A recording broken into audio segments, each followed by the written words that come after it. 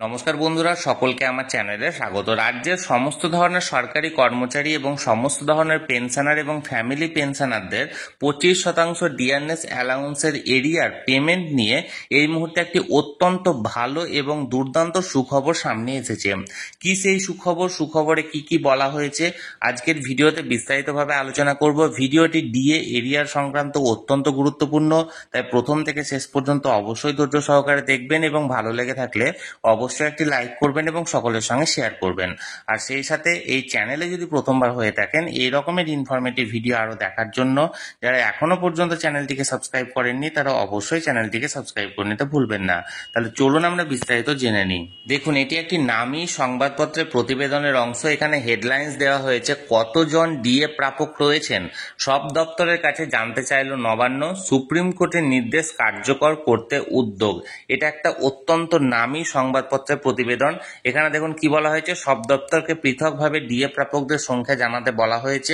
সেই ক্ষেত্রে বর্তমানে কর্মরত কতজন ডিএ পাওয়ার যোগ্য, সঙ্গে কতজন অবসরপ্রাপ্ত কর্মী এই ডিএ পাওয়ার আওতাভুক্ত তাও সব দপ্তরকে জানাতে হবে। চলুন আমরা বিস্তারিত খবরে কি বলা হয়েছে সেটা জেনে নিই। দেখুন, এখানে বলা হয়েছে গত 16 মে সুপ্রিম কোর্ট রাজ্যের মহার্ঘ ভাতা বা ডিএ সংক্রান্ত মামলায় রাজ্য সরকারি কর্মচারীদের বকেয়া ডিএর 25% ডিএ মিটিয়ে দেওয়ার নির্দেশ দিয়েছিল। ওই নির্দেশে বলা হয়েছিল আদালতের নির্দেশের 6 সপ্তাহের মধ্যে রাজ্য সরকারকে ওই পরিমাণ বকেয়া মিটিয়ে দিতে হবে।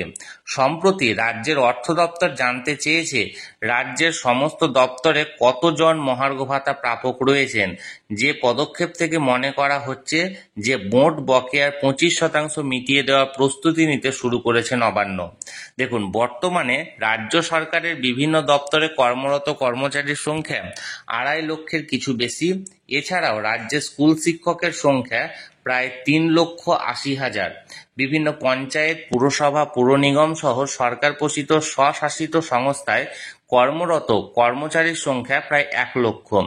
সব মিলিয়ে প্রায় 8 লক্ষ কর্মচারী ওই বকেয়া ডিএ পাওয়ার যোগ্য।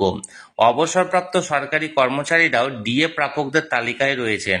সব মিলিয়ে সংখ্যাটি 10 লক্ষে পৌঁছে যেতে পারে বলে দাবি বিভিন্ন সরকারি কর্মচারী সংগঠনের। এমতো অবস্থায় সব দপ্তরকে পৃথকভাবে ডিএ প্রাপকদের সংখ্যা জানাতে বলা হয়েছে।